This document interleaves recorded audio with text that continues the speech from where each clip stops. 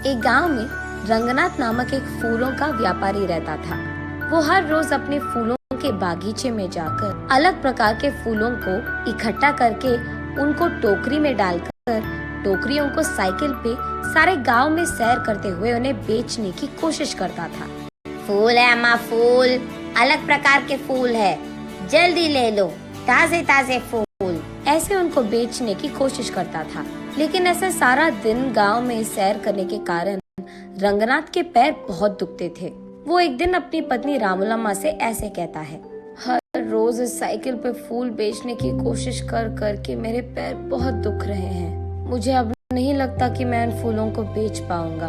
हमारे सारे पड़ोसी खेती ही करके पैसे कमाते हैं, एक सिर्फ आप हैं जिनको कुछ हटके कुछ अलग करना था, इसलिए शुरू कर बैठे ना फूलों का बागीचा। उन लोगों की कमाई देखो हजारों में है और हमारा देखो कहाँ है। और अब तो तुम्हारा स्थिति भी नहीं है कि तुम फूलों को बेच सके। अब भगवान जाने हमारा क्या होगा, ऐसे कहती है। तब रंगनाथ इस सोच में पड़ जाता है कि इस मुश्किल का हल कैसे मिलेगा। एक दिन वो यही सोचते हुए अपने फूलों की बागीचे में जाता है। तब वहाँ उसका दोस्त राजा राम आता है। कैसे हो रंगनाथ, कैसे चल रहा है तुम्हारा फूलों का व्यापार? क्या व्यापार, क्या चलना, एक फूटी कौड़ी नहीं मिल रही मुझे। क्यों रंगनाथ, ऐसा क्या हो गया? फूल बिक नहीं रहे हैं क्या? फूल भी नहीं बिक रहे हैं और मैं भी उन्हें बेचने नहीं जा रहा। हाँ क्यों, क्या हुआ? कुछ नहीं यार, इस साइकिल को चला चला कर मेरे पैर ना लग रहे हैं कि मर ही गए। मेरी टांग इतने खींचते हैं, इसलिए कुछ दिनों से मैं फूल बेचने नहीं जा पा रहा हूँ।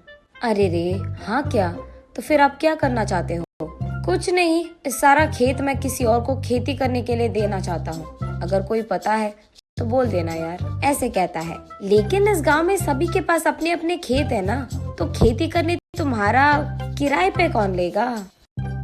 हाँ बात तो सही है, अब वो भगवान ही कोई रास्ता दिखाएगा मुझे, ऐसे निराश होकर कहता है रंगनाथ। तभी राजा राम को कुछ योजना सूझती है और वो ऐसे कहता है, हाँ भगवान से याद आया मुझे, मेरे खेत में कुछ दिन पहले एक देवता की मूर्ति मिली थी। उसको मैंने अपने खेत में सड़क के बगल वाले पेड़ के नीचे लगाया है। ओह, तो फिर अब हम क्या करें? क्या कह रहे हो तुम कि उस देवता की पूजा करूं ताकि मेरे मुश्किल सारे दूर हो जाए? नहीं यार रंगनाथ, मैं वो नहीं कह रहा। तुम्हारे व्यापार में अगर मुझे एक हिस्सा मिलेगा तो मैं तुम्हें एक उपाय दूंगा। अरे पहले उपाय तो बता दो यार। देख, अब तुम्हारे और मेरे खेत एक दूसरे के आमने सामने हैं और बीच में एक रोड भी है। अब उस रोड के बगल वाले पेड़ के नीचे ही तो मैंने उस देवता की मूर्ति को छिपाया है। अब कल सुबह मैं सबको ये बताऊंगा कि जब मैं खेती कर रहा था मुझे इस देवता की मूर्ति मिली है और उसे मैंने पेड़ के नीचे लगा दिया है। हाँ तो इसमें मेरा क्या लाभ होगा राजा राम? हाँ हाँ वही आ रहा, सुनो तो सही।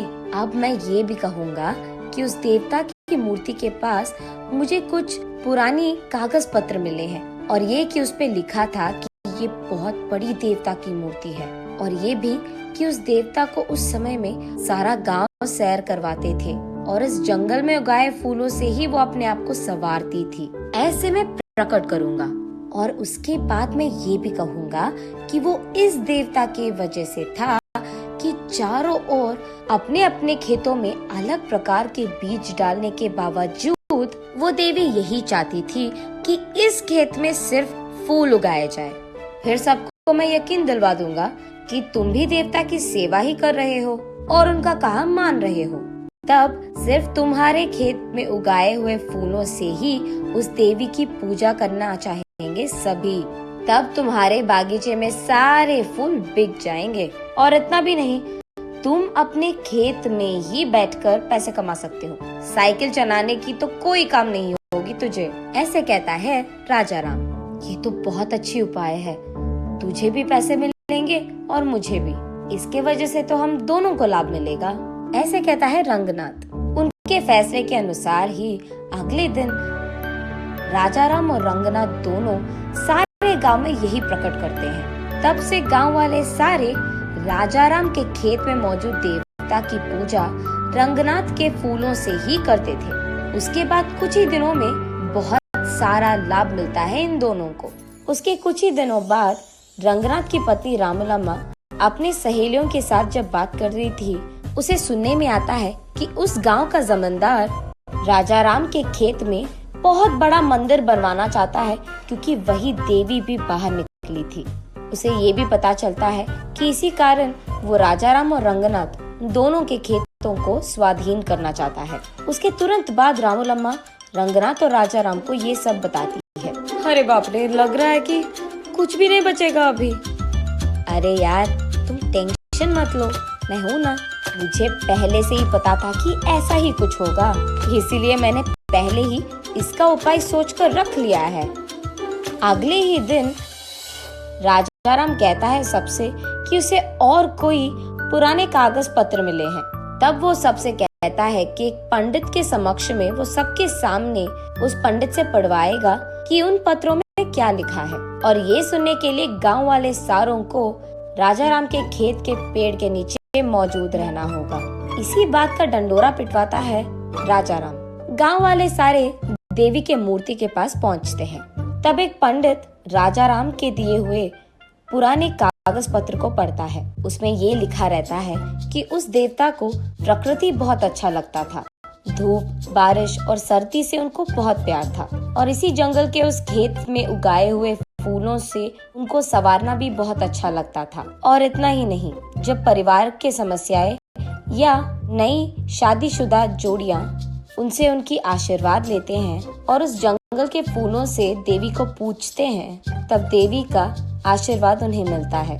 यही लिखा है उन पुराने कागज पत्र में। तब सब लोगों को समझ आता है कि देवी के मर्जी के बिना यहाँ मंदिर बनवाना शायद अच्छा नहीं है, इसीलिए मंदिर बनवाने के सोच को फिलहाल रोक लेते हैं, जमींदार के साथ साथ गांव वाले भी। ऐसे राजाराम के उपाय के कारण नई जोड़ियां और परिवार समस्याएं लेकर वहां बहुत लोग आते थे और उस देवी की मूर्ति को रंगनाथ के फूलों से पूजते थे।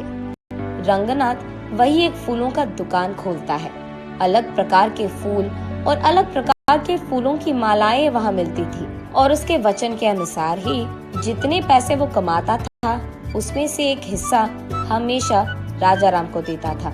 ऐसे वो दोनों दोस्त एक अच्छे उपाय से उनके सारे मुश्किलें दूर कर देते हैं और खुशी से जीते हैं।